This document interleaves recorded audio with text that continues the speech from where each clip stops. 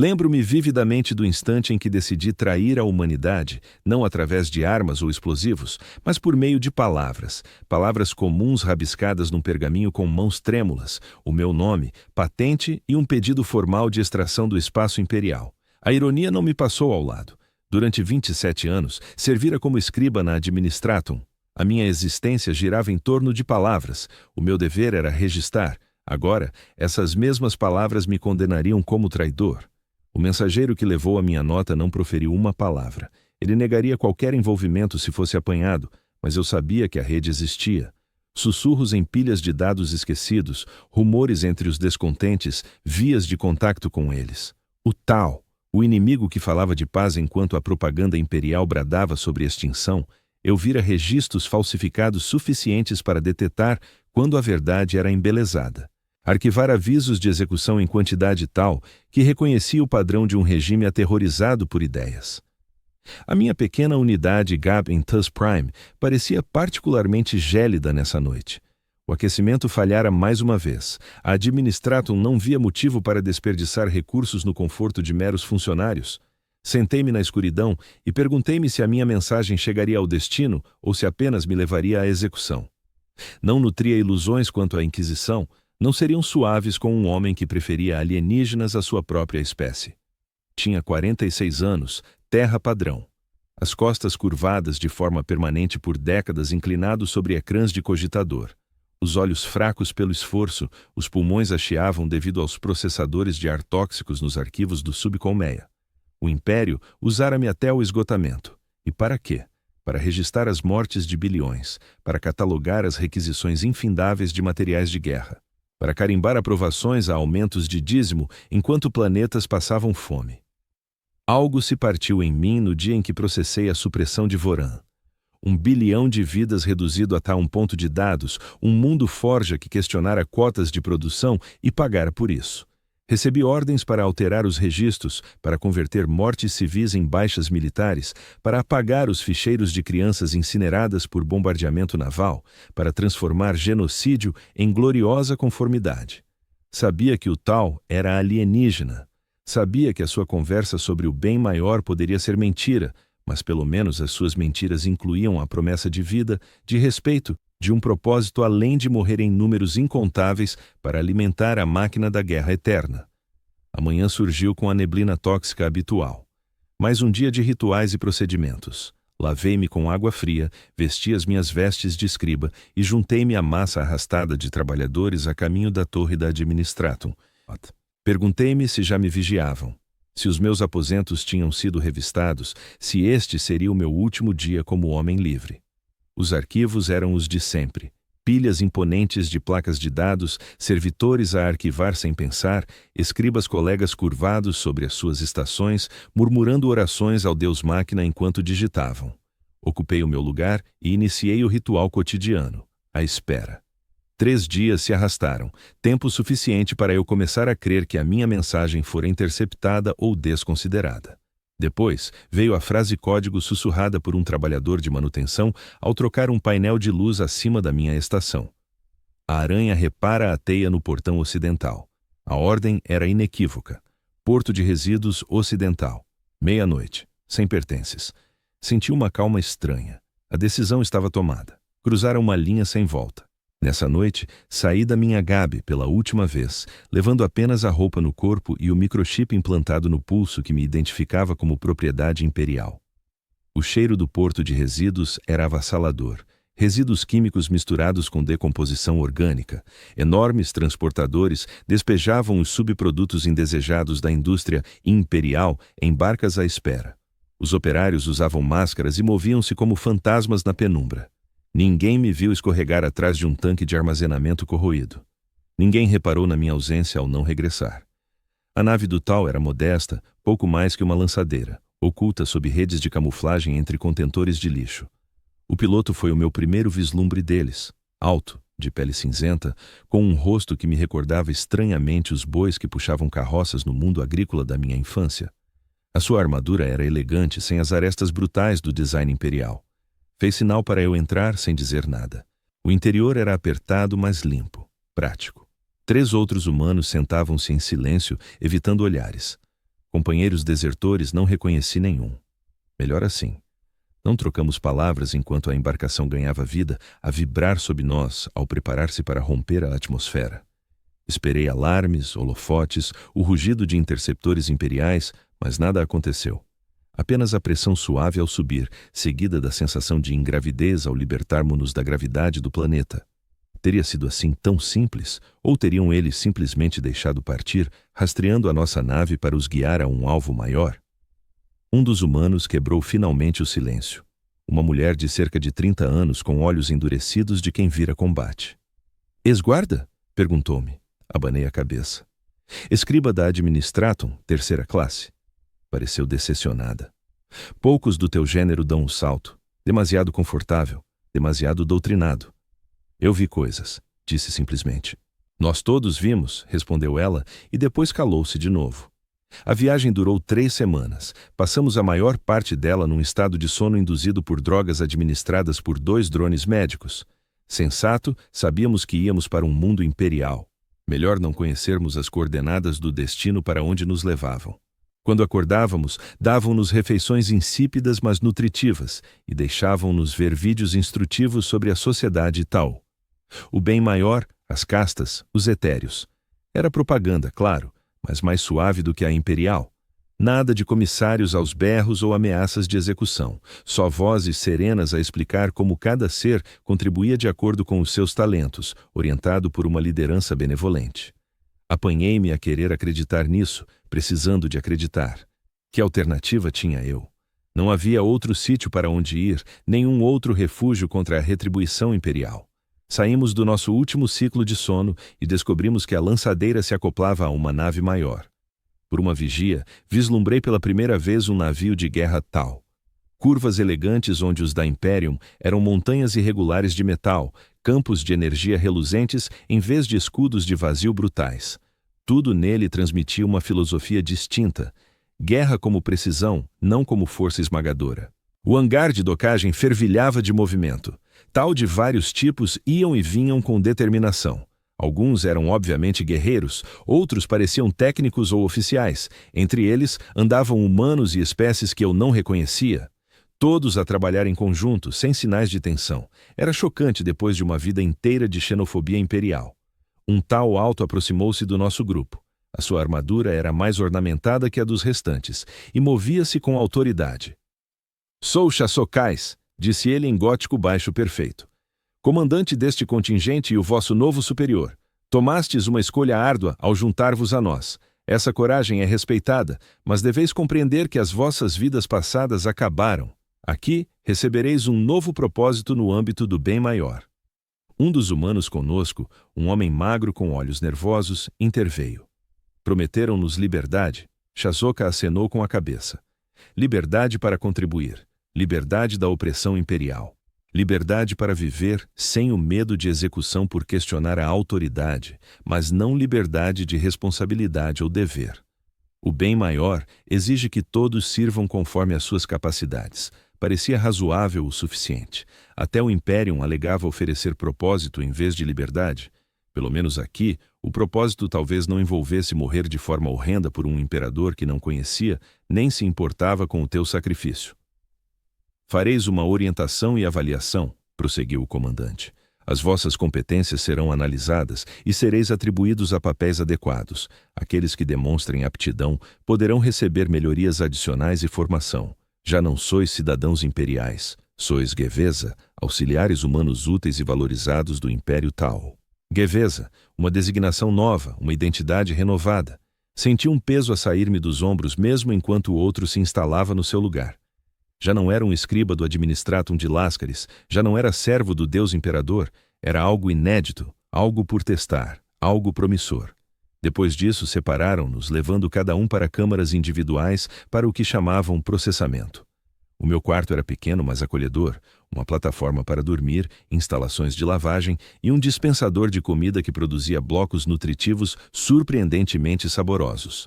A porta estava trancada, mas explicaram-me que era provisório até completar a avaliação. A avaliação começou com exames médicos.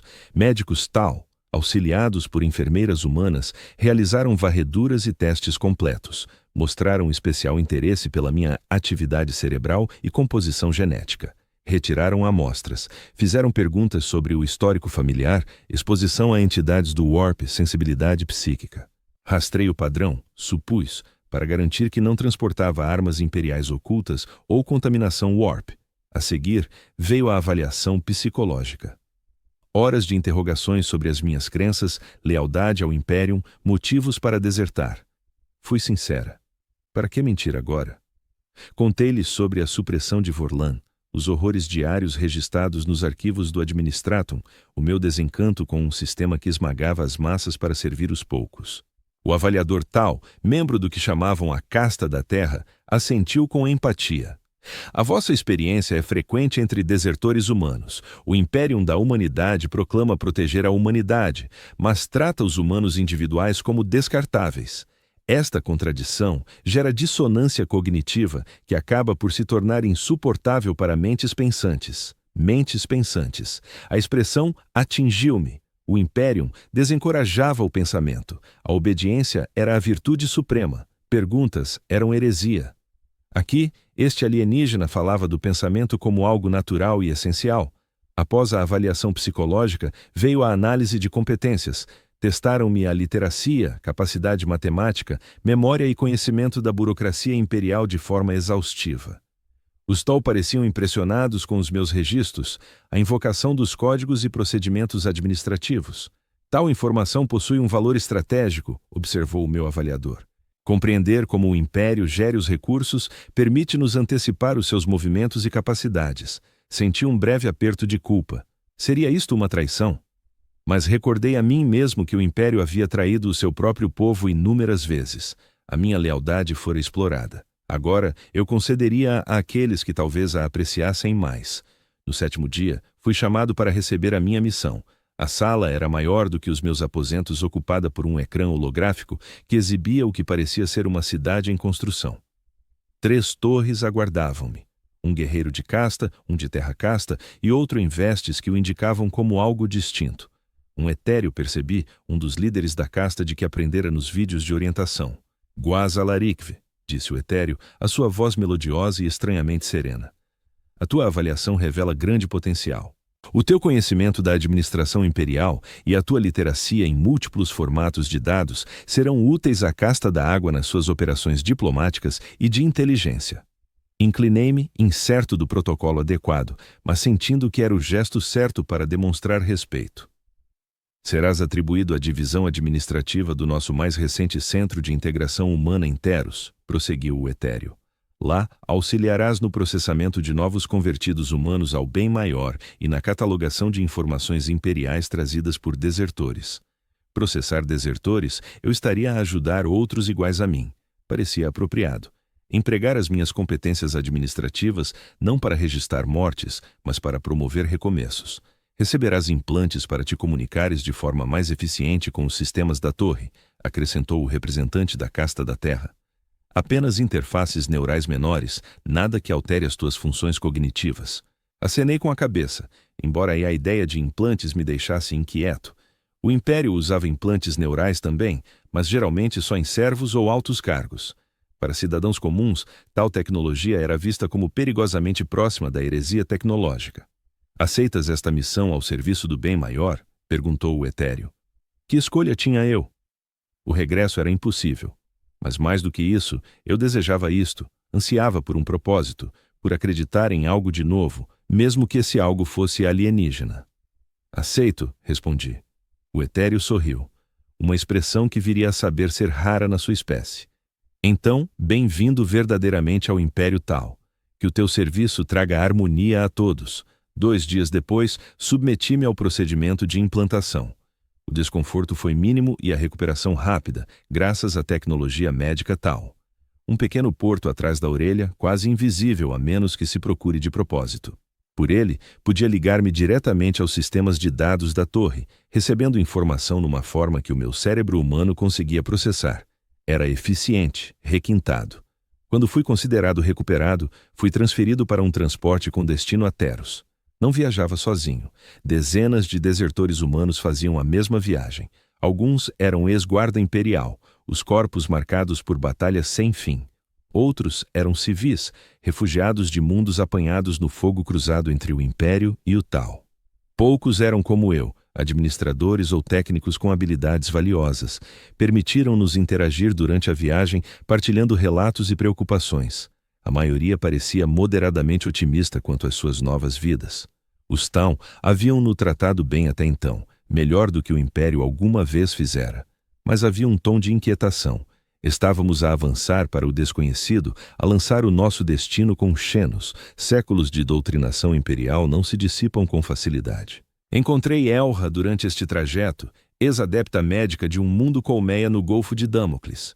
Desertara após as forças Tau capturarem o seu hospital e ela testemunhar o tratamento dos feridos de ambos os lados. Eles não têm noção de triagem baseada em patente, contou-me, ainda com ar espantado. Comandantes esperavam enquanto soldados comuns eram atendidos. Diziam que o bem maior era servido ao preservar todas as vidas úteis. Vidas úteis. A frase ficou-me na memória, diferente do cálculo imperial que avaliava vidas por linhagem ou ligações políticas, mas ainda um cálculo que media o valor pela contribuição. Teros era deslumbrante. Da órbita, surgia como um planeta de planícies amplas e cidades geométricas ligadas por sistemas de trânsito elegantes. À medida que o nosso vai-vem descia, vi vastas zonas agrícolas, florestas geridas com cuidado e o que pareciam projetos de construção imensos. Os Tau construíam, expandiam, desenvolviam, tão diferente de muitos mundos imperiais que documentara, estagnados por milênios ou em lenta decadência da glória passada. O centro de integração humana situava-se na periferia de uma grande cidade Tau. Um complexo de edifícios elegantes rodeado por jardins e campos de treino, não uma prisão, mas também não totalmente livre. O perímetro era vigiado, os movimentos de entrada e saída controlados. Para a nossa proteção, disseram-nos enquanto nos adaptávamos. A minha. Os aposentos eram amplos segundo os critérios imperiais, impecáveis, bem iluminados e equipados com comodidades que, na maioria dos mundos do Império, seriam vistas como extravagâncias. Uma instalação de higiene privada com água quente, controlo climático, uma estação de alimentação que proporcionava várias alternativas em vez da papa nutritiva, em que me havia sustentado durante décadas, e um terminal de dados ligado a redes de informação autorizadas. O trabalho iniciou-se de imediato. A minha função consistia em entrevistar os recém-chegados humanos, avaliar as suas competências e saberes e registrar qualquer informação valiosa que trouxessem sobre os movimentos ou capacidades imperiais. Fui associado a um oficial da casta da água Tau chamado Por Otvar, que supervisionava as minhas tarefas e oferecia orientação cultural. Muitos humanos têm dificuldade na adaptação, explicou ele na nossa primeira conversa. O Império imbui todos os aspectos da existência humana com significado religioso e medo xenófobo. Superar esta lavagem cerebral exige tempo e paciência. Achei-o fácil de lidar. Tashvar demonstrava curiosidade pela cultura e psicologia humanas, formulando perguntas perspicazes sobre a vida imperial que iam para além da mera recolha de dados. Parecia verdadeiramente fascinado por compreender o modo como os humanos pensam e o motivo pelo qual o Império opera como ópera. Quote 2, admitiu ele após várias semanas de colaboração. Quote 3. Quote 4 crudi, propus eu. Natiote 5. Tashvar fez um gesto que eu viria a associar à reflexão ponderada. A fé é poderosa, mas não explica tudo. Há algo mais profundo. Algum núcleo de adaptabilidade humana que sobrevive apesar dos vossos sistemas, e não graças a eles, o próprio labor era o familiar o suficiente. Entrevistas, registro de dados, análise. O tema diferia, mas o procedimento assemelhava-se às minhas antigas obrigações no administratum. A grande distinção residia no objetivo. Aqui, eu contribuía para edificar algo novo, em vez de apenas documentar a decadência. Cada desertor processado representava mais um humano resgatado da opressão imperial. Cada fragmento de inteligência recolhido poderia evitar mortes desnecessárias em conflitos vindouros. Comecei a aderir ao bem maior, não com o fanatismo cego da fé imperial, mas com uma aceitação intelectual prudente. Fazia sentido. a cooperação em detrimento da rivalidade, a especialização conforme as aptidões, a liderança dos sábios em vez dos fortes ou dos abastados. Os resultados práticos eram evidentes por toda a parte. Teros florescia. Os seus habitantes, de todas as espécies, exibiam saúde e determinação. 3 meses após a minha chegada, fui promovido. As minhas métricas de desempenho eram excepcionalmente elevadas e eu havia criado um método de classificação da inteligência imperial que Tashvar achou especialmente prático. O novo cargo concedeu-me privilégios de acesso ampliados e a responsabilidade de formar os humanos mais recentes nos protocolos administrativos da torre.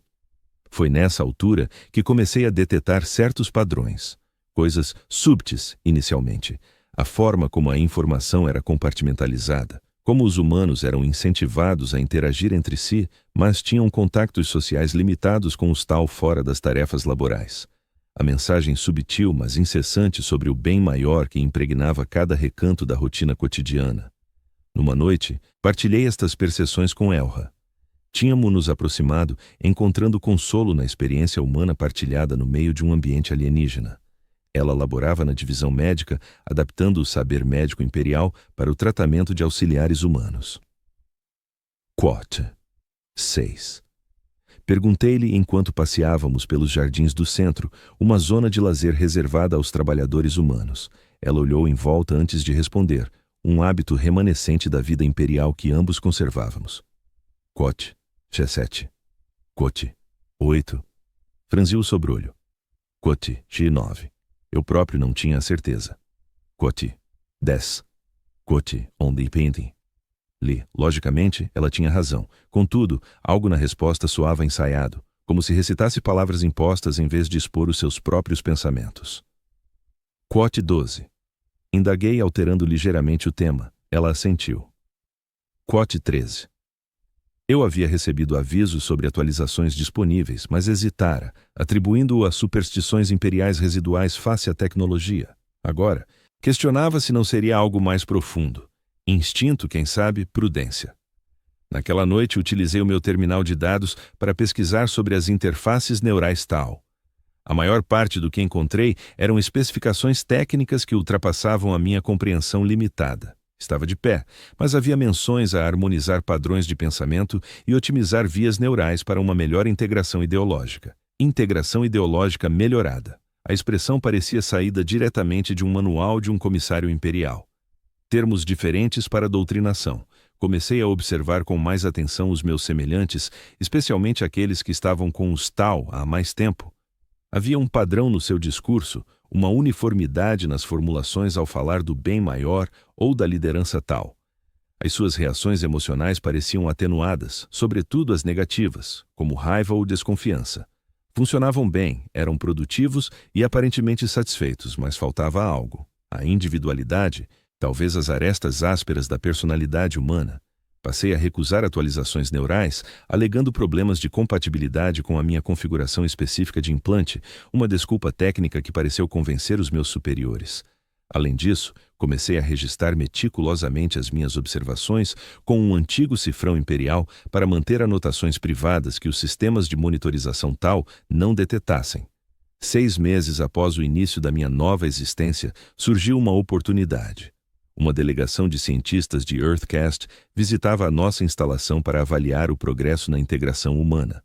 Como parte da sua análise, pediram relatórios detalhados sobre taxas de adaptação humana e métricas de produtividade. Tashvar incumbiu-me de compilar esses dados, o que me deu acesso a informações antes restritas. O que descobri deixou-me perturbado. Estatísticas sobre neuroplasticidade humana, avaliações de compatibilidade genética, projeções de longo prazo para a população. Os Tau não estavam apenas a aceitar desertores humanos como aliados, estudavam-nos, avaliavam o nosso potencial para modificações fisiológicas e psicológicas. Havia referências a programas de reprodução seletiva destinados a potenciar traços considerados benéficos para o bem maior, ao mesmo tempo que minimizavam características humanas problemáticas, como a agressividade e a individualidade. O mais alarmante eram as menções a algo designado por iniciativa de assimilação.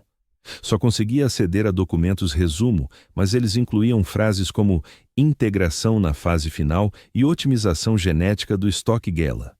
Isto não era uma aliança, era absorção. A transformação sistemática dos humanos em algo concebido para encaixar perfeitamente na civilização tal. Precisava de saber mais, mas perguntas diretas levantariam suspeitas.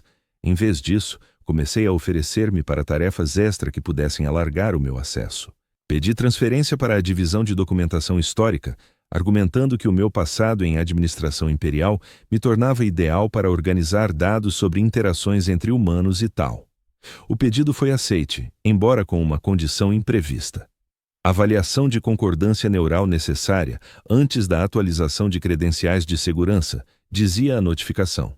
Em resumo, queriam examinar o meu cérebro antes de me dar acesso à informação mais sensível. Não podia recusar sem chamar a atenção. Assim, dirigi-me à instalação médica conforme indicado, onde um médico tal e o seu assistente humano me esperavam com um equipamento que não reconheci. Procedimento standard, garantiu-me o assistente humano. A voz dela era serena, a expressão tranquilíssima. Demasiado tranquilo. O escaneamento é não invasivo e demora apenas instantes. Sentei-me na cadeira indicada, esforçando-me por parecer descontraído enquanto posicionavam os dispositivos de escaneamento à volta da minha cabeça. O médico tal manipulou controlos num painel próximo e depois franziu o sobrolho perante as leituras. Deteta-se um padrão irregular, disse ele ao assistente.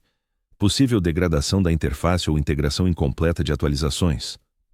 O assistente virou-se para mim com aquela mesma expressão plácida. Quando aceitou a última atualização neural, Guelá?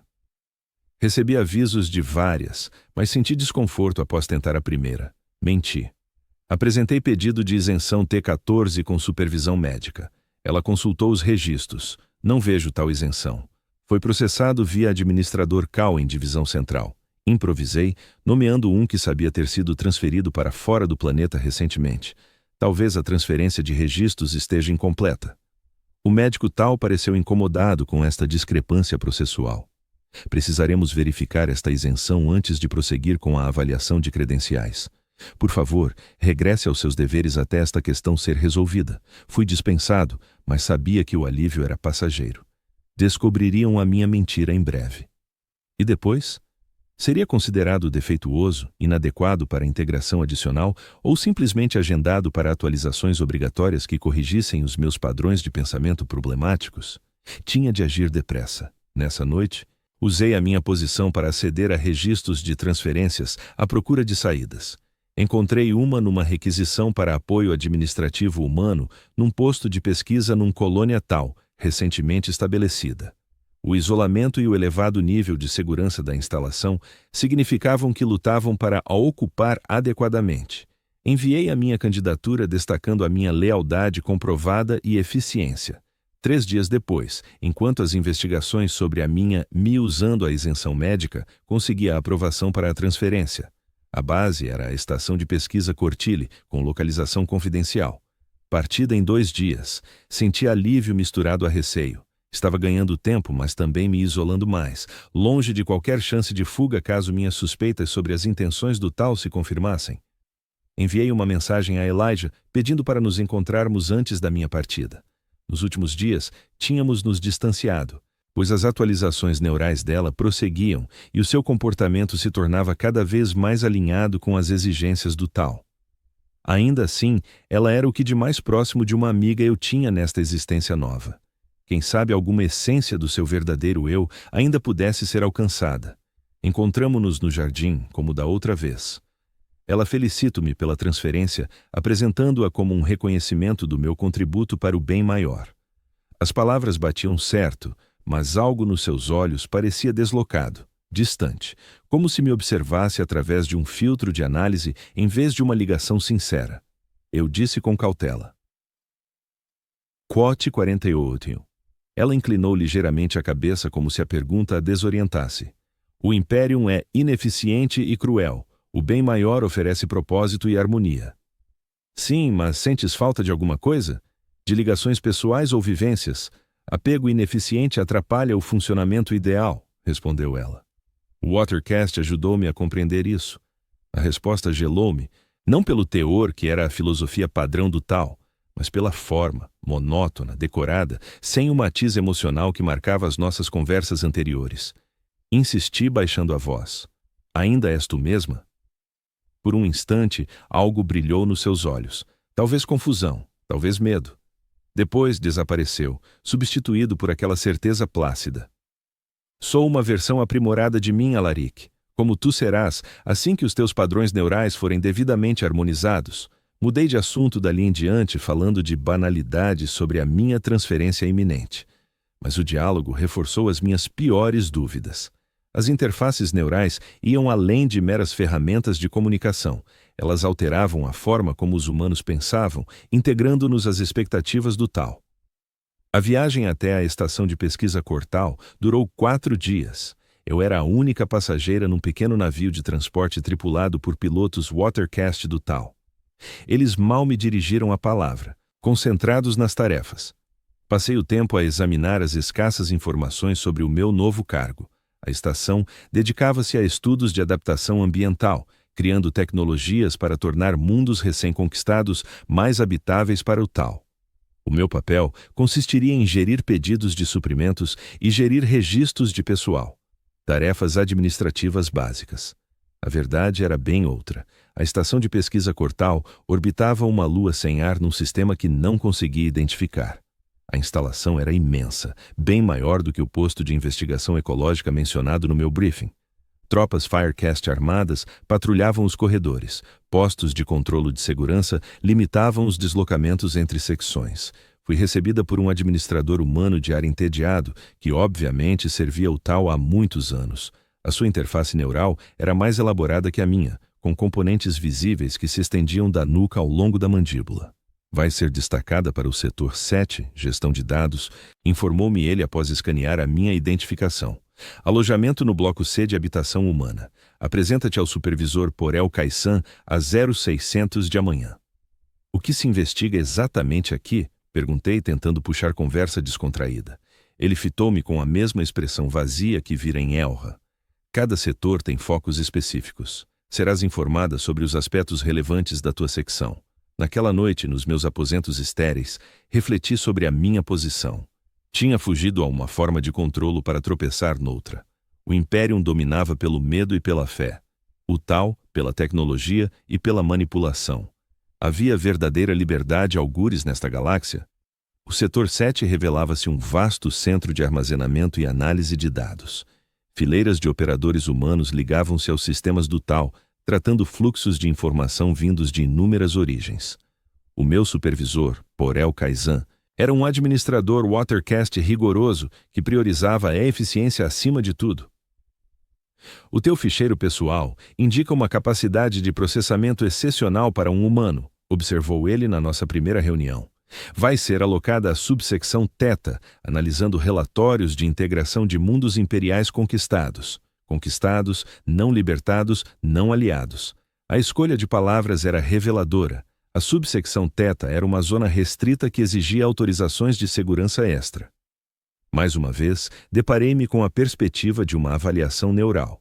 Desta feita, não haveria evasão simples. Submeti-me ao escaneamento, mas concentrei os pensamentos em lealdade e serviço, evocando memórias do meu trabalho mais produtivo para o tal. Seja pela minha disciplina mental ou pura sorte, passei a avaliação e obtive acesso à subsecção Theta. O que lá descobri esclarecia tudo. A iniciativa de assimilação não era apenas uma programa, representava o objetivo supremo de toda a expansão dos tal. As bases de dados transbordavam com dados exaustivos sobre a fisiologia, a psicologia e a genética humana. Resultados de testes de diversos métodos de controlo e alteração. Previsões para o desenvolvimento humano ideal ao longo de gerações, visando criar espécies auxiliares perfeitas. Humanos redesenhados para servir de forma impecável, sem os traços inconvenientes que nos tornavam aliados imprevisíveis. Havia também registros de outras espécies nas bases de dados, cada uma analisada, modificada e orientada para uma forma que se encaixasse na visão dos tal de uma ordem galáctica. O bem maior não consistia numa cooperação entre iguais. Tratava-se de uma assimilação numa hierarquia meticulosamente projetada, com os tal, em particular os Ethereals, no seu topo. O mais perturbador eram os registros de sujeitos de integração falhada, humanos e outras espécies que recusavam a modificação neural ou demonstravam resistência à doutrinação. Não eram executados como o Imperium faria com os Denters, em vez disso, eram destinados a um reforço de recondicionamento, ou, se isso fracassasse, atribuídos a divisões de trabalho onde as suas capacidades físicas podiam ser úteis, enquanto as mentes eram lentamente desmanteladas e reconstruídas. Encontrava-me presa num pesadelo que eu própria havia criado. Fugir a uma forma de opressão apenas para me entregar a outra, mais insidiosa. O Imperium, pelo menos, era honesto na sua brutalidade. Os Tau ocultavam a dominação atrás de sorrisos e promessas de harmonia. Durante semanas cumpri as tarefas que me foram atribuídas enquanto recolhia informações em segredo. Precisava de compreender a extensão total do que descobrira.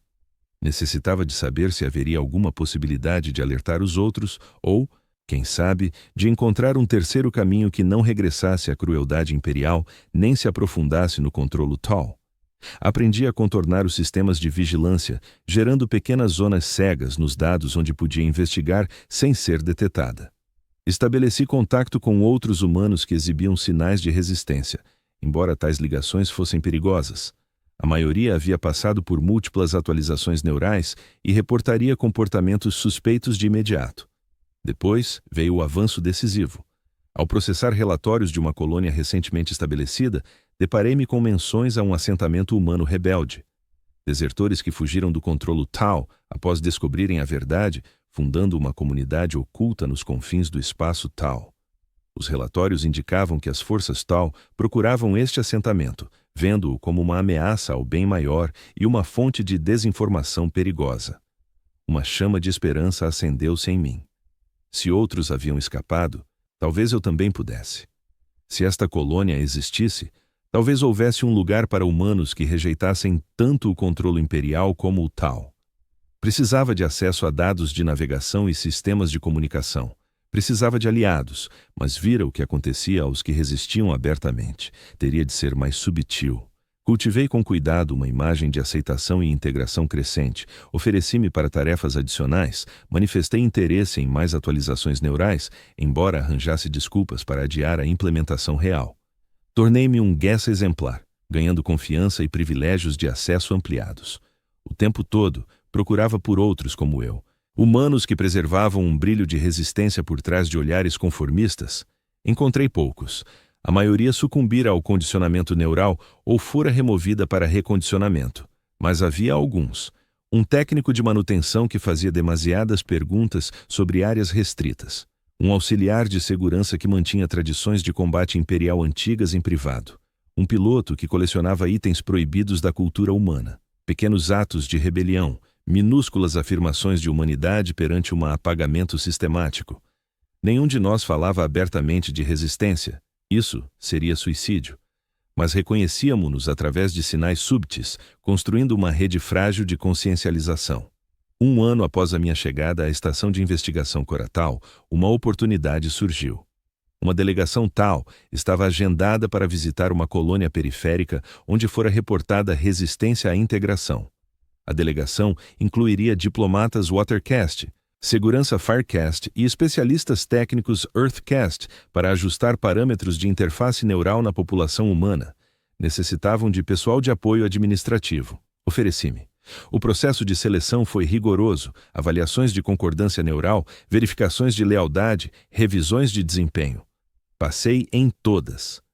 Tendo aprendido a projetar precisamente o que os Tau esperavam ver, fui atribuída à delegação como especialista em dados, responsável por registrar o progresso da integração e identificar indivíduos problemáticos para atenção especial. A colônia situava-se num pequeno mundo agrícola recentemente incorporado no Império Tau.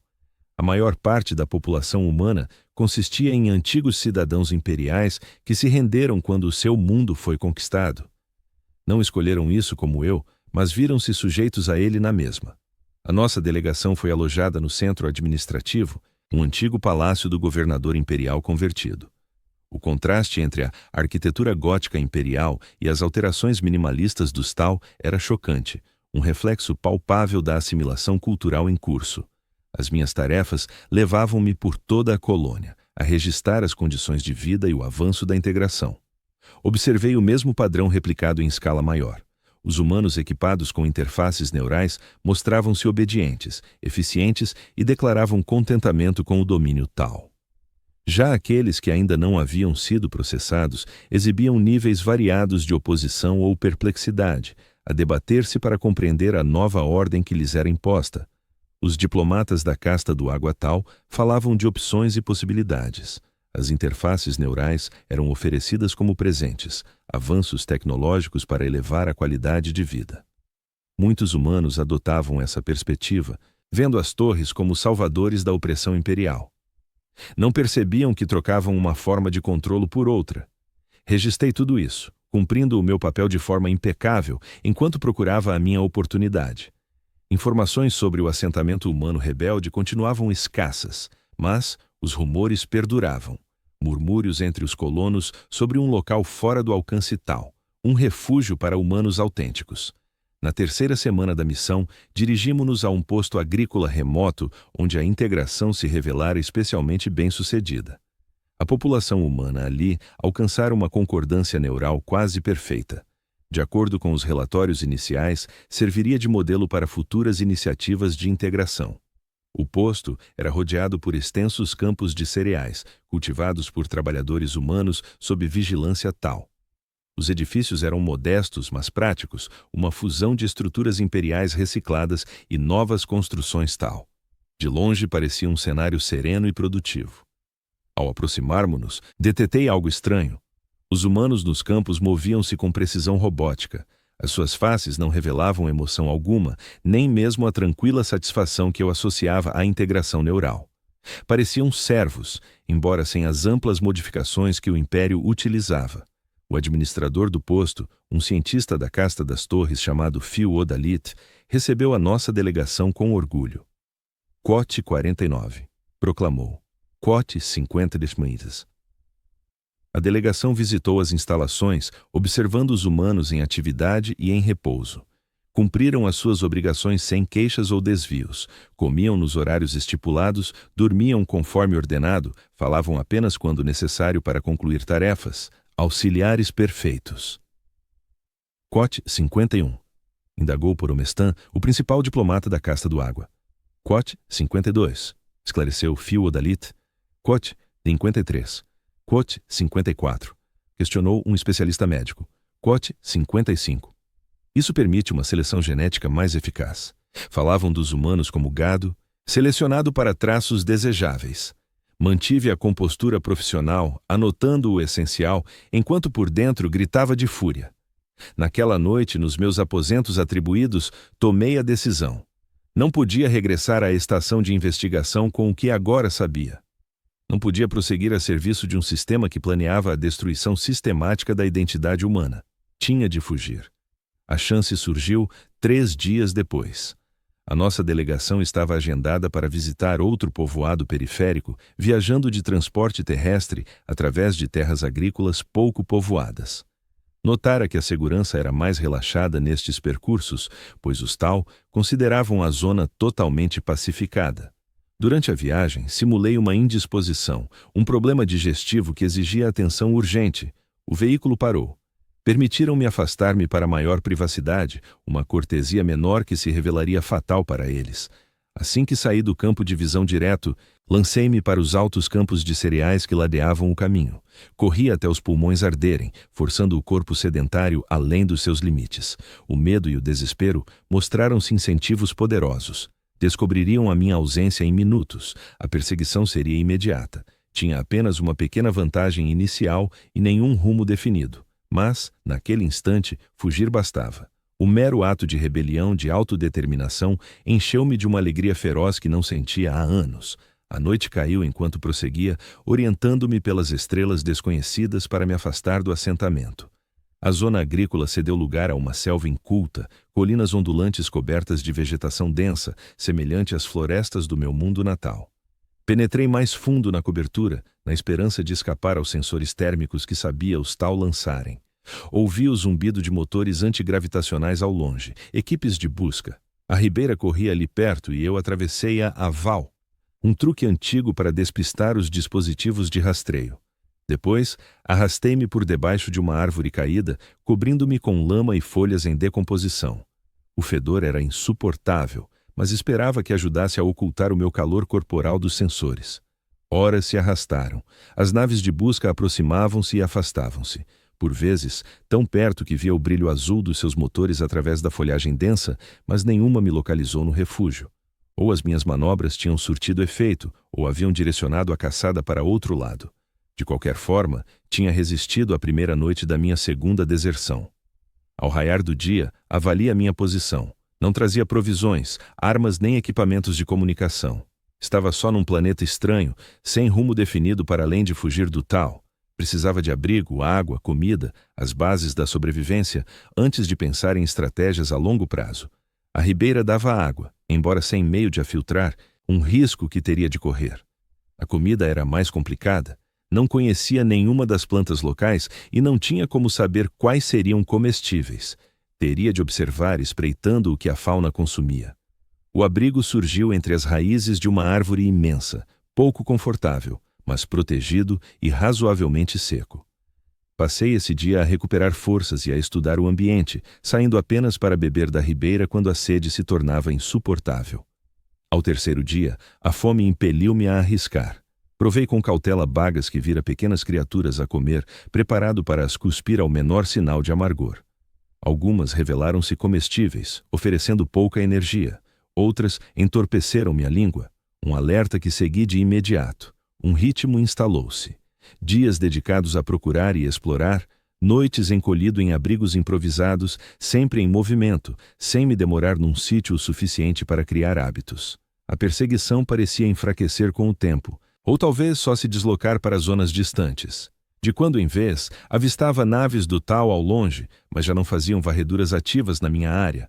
Comecei a traçar planos para lá da mera subsistência. Os boatos de um assentamento humano rebelde não me largavam. Se existisse, localizá-lo era a minha única chance de uma existência sem fugas perpétuas. Mas não dispunha de coordenadas, nem de pormenores, só de murmúrios sobre um local fora do controlo do tal. 2 semanas após o início da minha vida na selva, tudo alterou-se. Estava a montar armadilhas rudimentares, evoluíra das bagas para tentar capturar caça miúda, quando detetei um ruído na vegetação rasteira, demasiado intencional para ser um animal. Imobilizei-me, à procura de proteção. Tarde demais. Uma silhueta surgiu das árvores, humana, macho, trajado com retalhos de uniformes imperiais e tal, complementados por materiais locais. Transportava uma lança improvisada apontada direita a mim. Quote 14. Exigiu ele, a voz rouca de desuso. Quote 15. Respondi com sinceridade. Quote 16. Ele observou-me demoradamente, reparando no meu uniforme de administrador da torre, agora esfarrapado e sujo. Implante? Perguntou, indicando a própria orelha. Compreendi. Queria saber se eu tinha um neuroconector. Sim, mas sem atualizações, está inativo. Toquei na porta atrás da orelha, que danificara de propósito nos primeiros dias na floresta, cravando um pau afiado no mecanismo frágil. Ele baixou um pouco a lança. Há quanto tempo em fuga? 2 semanas, mais ou menos. Deu uma gargalhada curta e áspera. Mais do que a maioria. Costumam apanhar os fugitivos em dias. Fez sinal para eu o seguir. Anda lá. O anoitecer aproxima-se. Não é seguro. Hesitei. Podia ser uma cilada. Ele podia estar a guiar-me de volta ao Tol, um gusa leal enviado para recuperar bens perdidos. Pareceu adivinhar os meus receios. Se eu servisse os peles azuis, estaria a viver assim? Indicou o seu aspecto desgrenhado. Confia ou não? Tu decides. Mas sozinho já estás morto. Tinha razão. Sobreviver isolado fora um milagre. Precisava de aliados para ter esperança de achar o assentamento dos boatos ou apenas manter a liberdade. Seguiu. O acampamento dele ficava bem camuflado numa formação rochosa, invisível até estarmos quase em cima. 2 humanos esperavam lá, uma mulher de cabelo curto e grisalho e um homem mais novo sem o braço esquerdo abaixo do cotovelo. Ambos me fitaram com desconfiança. Outro fugitivo, anunciou o meu guia. Do administratum, pelo que se vê. Por que o trouxeste? Exigiu a mulher. Partimos amanhã. Não há lugar para vadios. Ele aguentou 2 semanas sozinho. Pode ser útil. A mulher examinou-me com olhos duros. O teu nome? Alaric V, respondi. Antigo escriba do administratum, depois analista de dados da Gessa. Por que fugir, Alaric V? Contei-lhes sobre a da estação de investigação, as modificações neurais, o posto agrícola onde humanos foram transformados em drones sem mente. Escutaram sem interromper. Quando acabei, o homem de um braço falou pela primeira vez. Viu a fase 3. Não deixam estranhos assistir a isso. Eu fazia parte de uma delegação que estudava métodos de integração bem-sucedidos.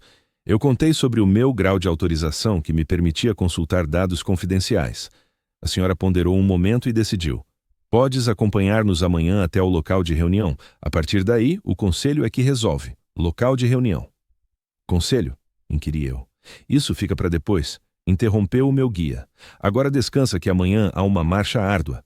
Partilharam comigo o seu repasto, um guisado de carne de caça regional e ervas silvestres, bem mais apetitoso do que as minhas tentativas de recolha improvisada. Desvendavam escassos pormenores da sua vida, mas consegui saber como se chamavam. O guia chamava-se Davenin, antigo sargento da Guarda Imperial. A senhora era Mira, que outrora comandara as forças de defesa do planeta. O homem sem um braço respondia por Talon, um técnico naval reformado que perdera o membro na invasão tal deste planeta. Tinham todos optado pela fuga em lugar da submissão total à ligação neural. Sobreviviam há meses na natureza intocada, transitando por refúgios ocultos e ajuntando provisões para uma missão ampla que evitavam elucidar por completo. Partimos antes do nascer do sol, avançando pela floresta com determinação e rumo claros, algo que as minhas deambulações erráticas nunca tiveram. Davenin ia à frente, enquanto Mira vigiava as nossas costas. Talon seguia ao meu lado, o braço ausente não o travando nas artes da mata. O porto neural, disse ele passadas horas a pé. Continua operacional. Funcionamento reduzido, mas ainda um perigo. Apalpei a ligação atrás da orelha. Estraguei-o o melhor que pude. Insuficiente. Eles detetam a emissão passiva de energia. Alcance curto, mas arriscado. Tirou de uma bolsinha no cinto uma ferramenta miúda. Na próxima paragem, extraio-o de vez. O processo doeu bastante, embora fosse rápido. Talon usou uma lâmina ao rubro para circundar o porto. Depois, instrumentos precisos para o desligar do meu sistema nervoso. A dor foi aguda, mas passageira. A liberdade, ao que parecia, exigia sacrifício. Percorremos 3 dias assim, só de dia em movimento e escondidos à noite. O itinerário levava-nos mais fundo no ermo, rumo a picos que se erguem abruptos das planícies cobertas de árvores. Trilhos de animais viraram as nossas veredas, passagens estreitas, os nossos caminhos principais. Ao 4º dia, chegamos a uma cascata que desabava de um penhasco vertical. Davenin guiou-nos por um trilho traiçoeiro atrás da queda d'água para um complexo de grutas escondidas. O fragor da água abafava todos os ruídos, uma barreira natural contra olhares indesejados. No interior, as grutas penetravam fundo na montanha.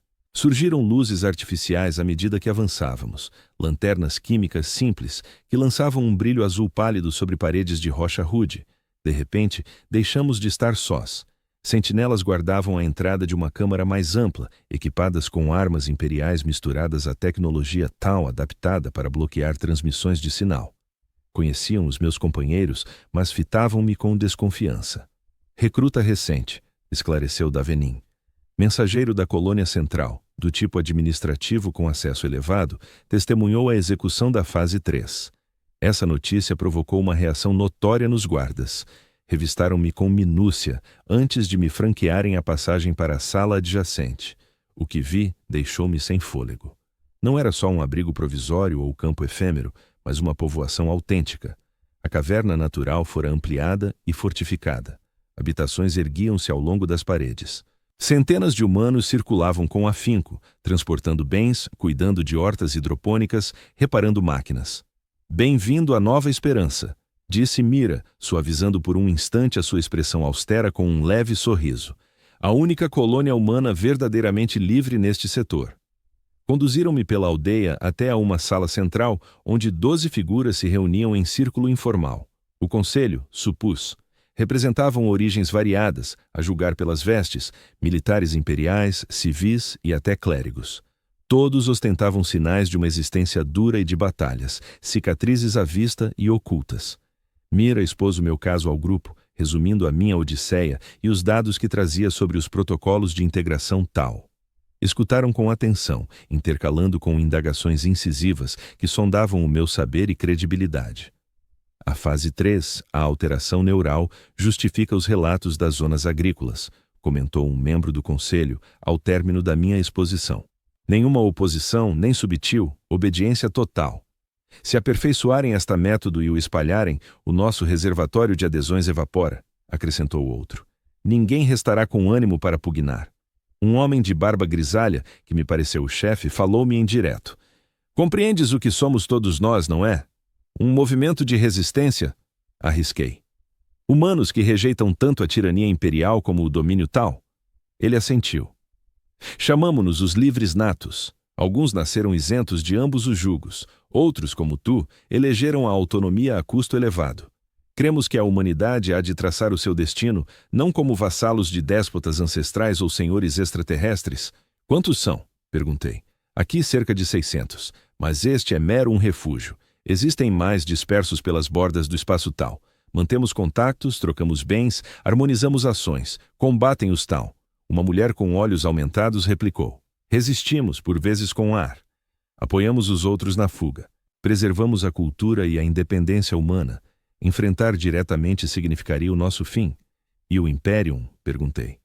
Vocês coordenam-se com as forças imperiais contra o tal? A gargalhada que veio em resposta foi amarga. O Imperium executar-nos-ia como hereges e traidores. O líder disse, abandonamos a luz do imperador, afinal. Não, agimos sozinhos, sem lealdade a nenhum dos lados. Percebi então uma terceira via.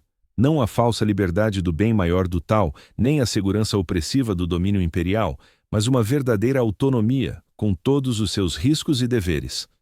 O que se segue agora? Indaguei. Agora decides tu, respondeu o líder. Junta-te a nós, apesar das dificuldades que isso traz.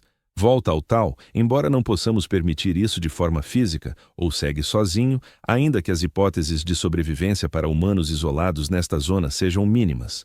Dito assim, não havia escolha verdadeira. Junto-me a vós, se me aceitarem. O conselho deliberou por momentos. Depois, o líder acenou com a cabeça.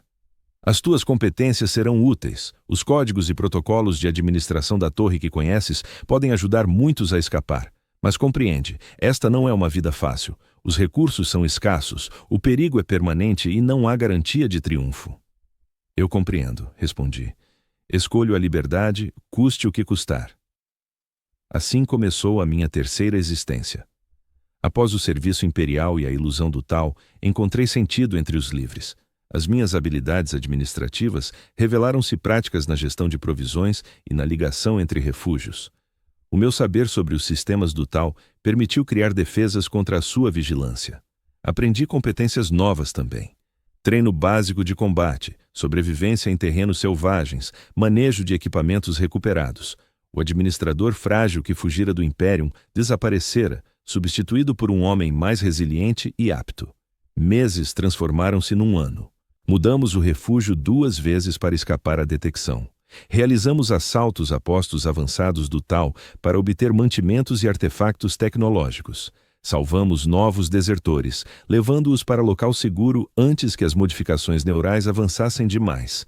Durante este período, aprofundei o conhecimento da filosofia dos livres. Eles repudiam tanto o coletivismo do tal, que apaga a individualidade, como o fanatismo imperial, que a esmaga sob dogmas. Defendem a autodeterminação, a colaboração voluntária em vez da imposição. Comunidades unidas por necessidades comuns e respeito mútuo, não por temor ou doutrinação. Não era ideal. Os recursos escasseavam sempre. Surgiam desacordos sobre prioridades e táticas. Uns ansiavam ações mais ousadas contra o tal. Outros preferiam criar povoados sustentáveis mais afastados do controlo do tal. O conselho resolvia estes conflitos pela via da convicção, não da força, preservando a coesão. Encontrei uma alegria surpreendente nesta vida dura. Laços formados sem a harmonia artificial das manipulações neurais do tal. Relações baseadas em compreensão autêntica, não em obediência forçada. Até o amor, algo que nunca imaginara na minha existência imperial tão controlada. Chamava-se Lars, uma antiga adepta do Mecânicos que fugira quando o seu mundo forja fora conquistado pelo tal. Recusara a modificação neural, apesar do interesse do tal no seu conhecimento técnico, escapando com auxílio de agentes iniciais dos livres. A sua mestria em tecnologia complementava as minhas capacidades administrativas. Juntos, aprimoramos técnicas para interferir nas comunicações do Tau e detetar a sua monitorização. Arrependes-te alguma vez da tua decisão? Perguntou-me ela uma vez, enquanto modificávamos em conjunto uma unidade Vox recuperada. Abandonar o Imperium, trocar a segurança por esta incerteza? Ponderei a questão com atenção. Arrependo-me da minha ingenuidade, acreditar que o Tau proporcionava liberdade verdadeira, mas não me arrependo de ter procurado algo superior ao que possuía. Ela assentiu compreendendo. O Mecânicos ensina que o conhecimento é poder, mas limita o que podemos saber. O Tau diz valorizar a ciência, mas só ao serviço da sua visão. Ambos receiam mentes verdadeiramente livres. E tu? Arrependes-te de ter deixado a certeza do culto das máquinas? Ela sorriu, uma expressão rara que suavizava os seus traços severos. O omniscience não se resume à interpretação imperial. A verdadeira compreensão surge da exploração, não do dogma. Sirvo melhor o Deus-máquina aqui, buscando saber livremente, do que recitando catecismos que me era proibido questionar. As nossas conversas filosóficas foram interrompidas pela crueza da realidade em breve. Os padrões de busca do Tau alteravam-se, concentrando-se mais nas áreas onde os nossos refúgios atuavam. Tinham criado métodos de detecção novos, feitos à medida para encontrar assentamentos humanos fora do seu controlo. O Conselho discutiu as alternativas. Alguns propunham avançar mais para longe do espaço do Tau, talvez até as bordas do território imperial, onde ambos os poderes tinham presença fraca. Outros defendiam dividir-nos em grupos menores para minimizar o risco de detecção. Ainda outros recomendavam ações mais incisivas para obter. Era um navio apto para viagens interestelares. Não chegamos a um acordo antes de a decisão ser imposta. Um batedor regressou com notícias preocupantes. Uma força massiva dos Tau avançava pela zona, realizando varreduras sistemáticas com tecnologia afinada para detetar assinaturas biológicas humanas. Caçavam-nos com recursos sem precedentes. Eles temem-nos, concluiu o líder do conselho. Não as nossas armas ou incursões, mas o nosso exemplo. Humanos livres a viverem fora do seu controlo ameaçavam a narrativa do bem maior mais do que qualquer cruzada imperial. A evacuação iniciou-se de imediato. Equipamento essencial foi desmontado para transporte. Abastecimentos foram repartidos. Rotas de fuga foram atribuídas a vários grupos para aumentar as hipóteses de sobrevivência caso alguns fossem interceptados. Eu e Lares fomos incumbidas de guiar um grupo de 30 por um passo montanhoso especialmente perigoso que os Tau teriam dificuldade em atravessar com o seu equipamento pesado. O nosso destino era um refúgio reserva criado meses antes, um conjunto de grutas a quase 100 km de distância. Avançamos durante a noite, aproveitando a escuridão para ocultar o nosso trajeto. Os 2 primeiros dias correram bem, criando uma distância considerável entre nós e o nosso antigo refúgio abandonado. Mas na terceira noite, enquanto serpenteávamos por uma crista estreita, o desastre abateu-se. Naves de reconhecimento dos Tau surgiram do nada, com motores adaptados para funcionarem em silêncio. Holofotes varreram a crista, expondo a nossa posição vulnerável. Não havia espaço para discrição ou manobras astutas. "Corram!" gritei, largando qualquer fingimento de silêncio. "Dispersem-se pela floresta, reúnam-se no ponto de encontro secundário." O nosso grupo espalhou-se, fugindo em direções diversas enquanto a nave de reconhecimento chamava reforços. Lares e eu ficamos para cobrir a retirada, utilizando armas de pulso recuperadas para repelir a primeira onda de tropas Tau que desembarcaram da nave. "Não os aguentamos por muito tempo", disse Laris, o rosto iluminado pelos clarões das armas de energia. "Sabes o que nos acontece se formos capturadas?" Eu sabia. Reconfiguração neural no mínimo, apagamento total da personalidade no pior dos cenários. Melhor morrer livres do que viver como servos sem mente. "Vai", disse-lhe eu. "Toma o caminho a leste, eu atraio-os para oeste." Ela agarrou-me o braço, juntas ou nada. Antes de eu poder protestar, uma explosão atingiu perto, cobrindo-nos com fragmentos de rocha superaquecida. Lares gritou, um estilhaço perfurando-lhe a perna. A escolha foi-nos imposta, eu não a podia abandonar e ela não conseguia correr. Lutamos enquanto as munições duraram, depois recuamos para uma fenda estreita, onde os Tau seriam obrigados a avançar um a um. Quando viessem, venderíamos as nossas vidas a bom preço. Mas o assalto esperado nunca se materializou. Em vez disso, a noite encheu-se de sons inéditos. O estalo de armas de projéteis sólidos, o rugido distinto de lança-chamas imperiais, gritos de batalha humanos misturados com ordens Tau. Forças imperiais tinham tropeçado na perseguição Tau, transformando uma caçada num combate a 3. Na confusão, escapulimos-nos carregando Laris à meia perna, enquanto a sua ferida na perna ameaçava ceder. Ao amanhecer, tínhamos colocado vários quilômetros entre nós e a batalha, encontrando abrigo num matagal denso onde pude tratar a lesão de Laris. O fragmento atravessara o músculo limpo, sem atingir osso ou vasos sanguíneos principais. Doloroso, mas não fatal de imediato se preveníssemos a infecção. O Império, disse ela enquanto eu lhe enfaixava a perna. Por que aqui? Por que agora? Coincidência, talvez. Ou a incursão Tau invadiu o espaço disputado. Abanei a cabeça. De qualquer forma, ganhou-nos tempo. Se as forças imperiais consolidarem o controlo aqui, o que será dos nascidos livres? O Império não ama mais a independência humana do que os Tau. Era uma questão que nos assombrava enquanto prosseguíamos devagar para o ponto de encontro. A ferida retardou o nosso avanço, prolongando o que devia ser uma viagem de 2 dias para 5. Quando chegamos, temi que todos os outros já tivessem partido há muito. Em vez disso, encontramos quase todo o nosso grupo à espera, juntamente com refugiados de outros refúgios. Quase 100 humanos livres reunidos num anfiteatro natural, a escutar os membros do conselho a debaterem a sua situação. Ficamos a saber que as forças imperiais tinham lançado uma ofensiva surpresa contra posições Tau neste setor. Não uma coincidência, afinal, mas um ataque coordenado a alvos Tau vulneráveis. As duas potências estavam agora em conflito aberto, com a nossa região como principal campo de batalha. Não podemos ficar, argumentou um membro do conselho, apanhados entre caçadores Tau e cruzados imperiais. Seremos aniquilados. Para onde iríamos? Contrapôs outro. Todo o sistema próximo está a ser arrastado para este conflito. Uma terceira voz, que reconheci como sendo de Davin, propôs outra visão. Esta guerra cria oportunidades, ambos os lados distraídos, linhas de abastecimento estendidas, alvos vulneráveis. Sugeres que aproveitemos o conflito atacando os dois lados. O líder do conselho soou cético. Sugiro que garantamos o nosso futuro, encontremos uma nave, saiamos desta armadilha mortal.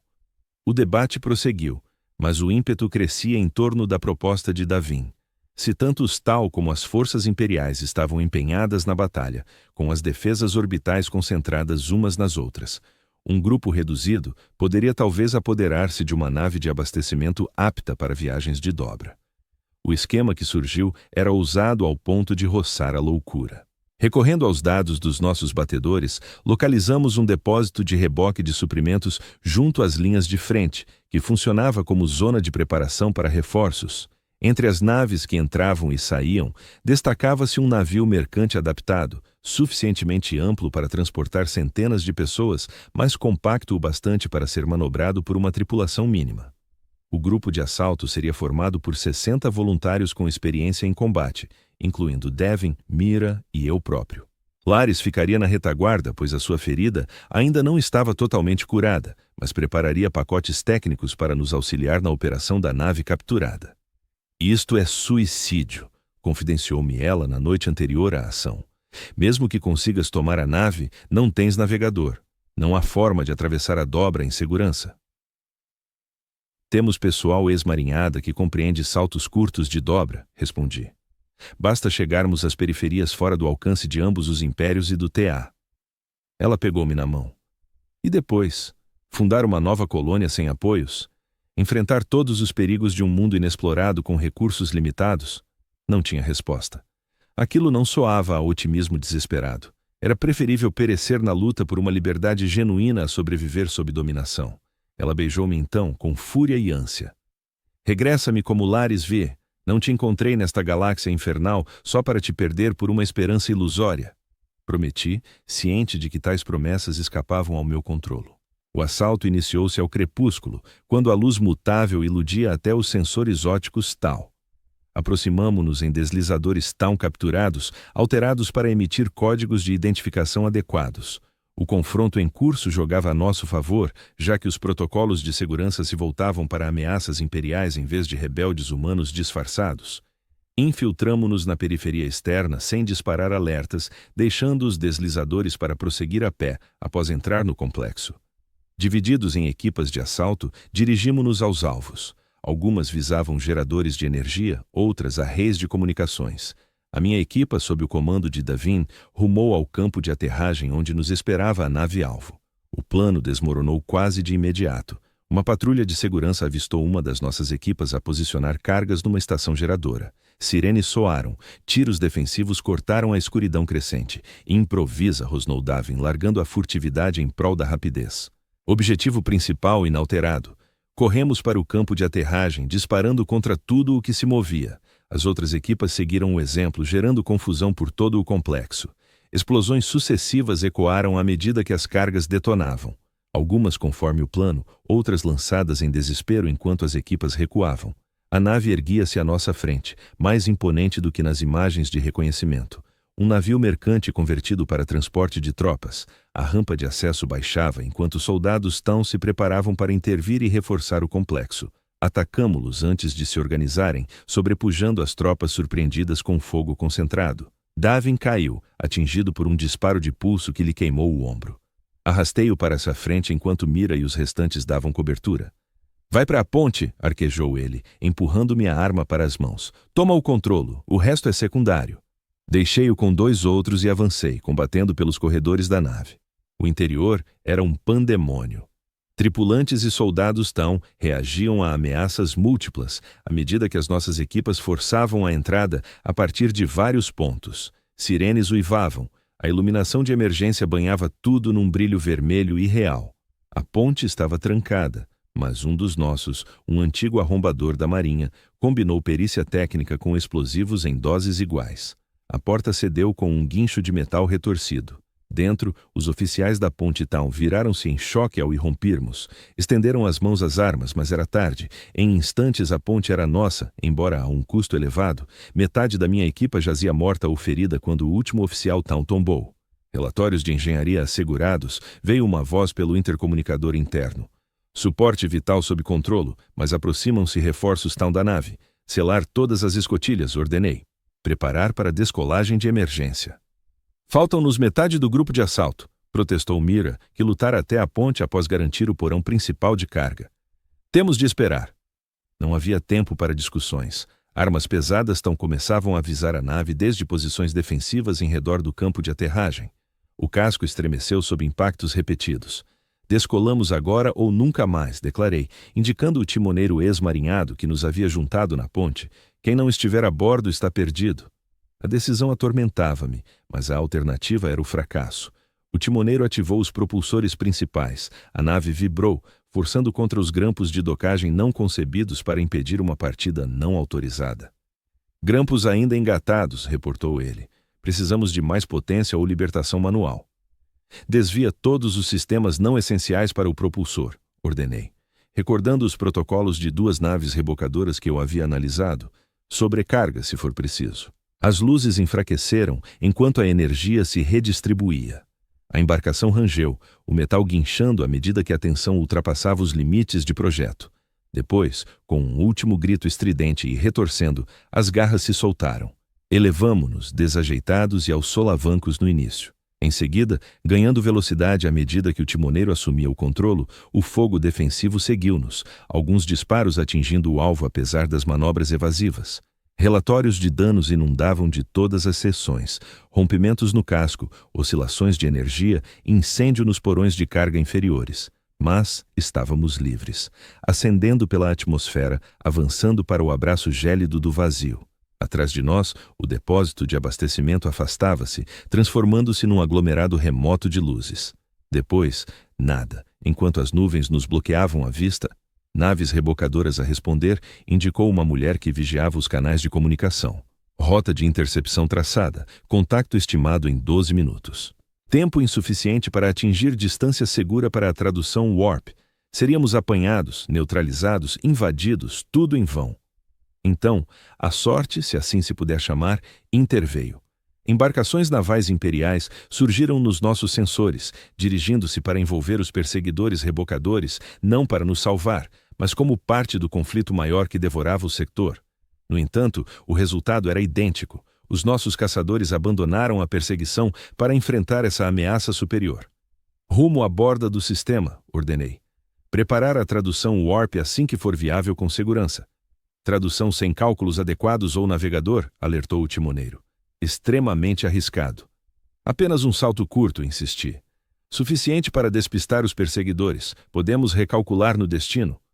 Horas decorreram enquanto fugíamos para a margem do sistema. Informações de todo o navio pintavam um quadro sombrio. Dos 60 que iniciaram o assalto, menos de 40 sobreviveram, muitos deles feridos. A própria nave sofrera danos graves, com várias áreas despressurizadas. Contudo, à medida que as estrelas se multiplicavam à nossa volta com a crescente distância do Sol do sistema, a esperança aumentava. Havíamos realizado o impossível. Escapado ao controlo tanto de Tal como Imperial, capturado uma embarcação apta para viagens interestelares, aproximando-se da distância mínima segura para a tradução Warp, anunciou o timoneiro. Cálculos de rota concluídos para um salto curto ao sistema inabitado, designado KX-119. Avante, ordenei, mesmo enquanto os alarmes soavam da estação de comunicações. Várias embarcações em rota de intercepção. O oficial de comunicações relatou configurações rebocadoras de naves de combate pesadas. Elas haviam se descolado do confronto imperial, priorizando a nossa captura sobre a batalha maior. O bem maior não podia permitir que o exemplo que representávamos fugisse. Tempo até intercepção, 22 minutos à velocidade atual. Tempo até Warp. Preparação para a tradução mínima de 18 minutos. Demasiado apertado. Seríamos interceptados no momento mais frágil, ao preparar-nos para entrar no Warp. Tomei a única decisão viável: iniciar preparativos para a tradução, desviar toda a energia não essencial para motores e escudos. Empurramos a nave capturada para além dos limites seguros, forçando sistemas nunca concebidos para tal abuso. A frota tão perseguida aproximava-se de forma constante apesar dos nossos esforços. Avisos de bloqueio de armas ecoaram ao entrarem no alcance extremo de tiro. Tradução em 3 minutos, informou o timoneiro, a voz firme apesar da crise. Os primeiros disparos da frota perseguidora atingiram os nossos escudos traseiros, esgotando-os em 20% numa única rajada. Fogo de retaliação era inútil com os nossos armamentos limitados. Tudo o que podíamos fazer era resistir e torcer para que os motores Warp se ativassem antes de os escudos colapsarem por completo. Tradução em 60 segundos. A nave estremeceu enquanto mais tiros acertavam. Alertas de falha de escudos rebentaram em múltiplas estações. Rompimentos no casco reportados nas seções posteriores. Tradução em 10 segundos. As janelas encheram-se com o brilho das armas de torre a carregar, preparando uma salva final que destruiria os nossos propulsores. Tradução agora. A realidade rasgou-se à nossa volta. As estrelas familiares desapareceram, substituídas pela loucura rodopiante do Warp. A frota tal perseguidora evaporou-se, separada de nós pelo véu entre o espaço real e o imaterium. Havíamos fugido para um perigo imenso. Sem dúvida, uma nave danificada no Warp sem navegação apropriada era uma sentença de morte na maioria das contas, mas era uma sentença da nossa escolha, não imposta por mestres Tau ou imperiais. A travessia pelo Warp foi misericordiosamente curta, mas aterrorizante. Energias estranhas dançavam pelo casco. Pesadelos atormentavam quem tentava descansar. Sombras moviam-se na visão periférica, desaparecendo quando observadas diretamente. Mas o campo Geller rudimentar resistiu, protegendo-nos dos piores horrores do Imaterium. A nossa emergência no espaço real chegou de repente, os propulsores cortando automaticamente ao atingir as coordenadas pré-programadas. O sistema que nos recebeu era banal. Uma estrela amarela, planetas rochosos no interior, gigantes gasosos nos confins exteriores, sem sinais de habitação ou tecnologia. Havíamos escapado de verdade. Fora do controle imperial, fora da expansão Tau, um grupo de humanos livres com uma nave avariada e suprimentos limitados, mas com algo que poucos na galáxia detinham de verdade: a verdadeira autodeterminação. Os obstáculos que nos esperavam eram gigantescos. Consertar a nave, localizar um planeta habitável, fundar uma colônia capaz de perdurar, voltar para resgatar os que havíamos abandonado, incluindo a Liz. Mas, pela primeira vez desde que abandonamos o Império, experimentei uma esperança autêntica. Não aquela ilusão vazia do bem maior, mas a conquista árdua de traçar o nosso próprio destino. Encontrei-me na ponte, a observar o sol do sistema erguer-se sobre a curvatura de um planeta inexplorado. A Mirror aproximou-se, o rosto revelando a mesma combinação de cansaço e assombro que me invadia. "Valera a pena?" perguntou ela em voz baixa. Toda aquela morte, os sacrifícios. Pensei no império esmagando a humanidade sob o peso da guerra eterna e da superstição. Pensei nos Tao a propor uma assimilação pacífica ao preço de tudo o que nos define como humanos. Pensei na minha Odisseia, de escriba subserviente a desertor e, por fim, a rebelde. A liberdade nunca vem de graça, respondi. Mas a outra opção não era viver, apenas existir ao serviço da visão alheia. Ela assentiu, compreendendo. E o que se passa quando os humanos repudiam ambos os rumos? Quando optamos pelo nosso caminho, indiquei o mundo ignoto que rodava devagar sob nós. Descobrimos-lo em conjunto.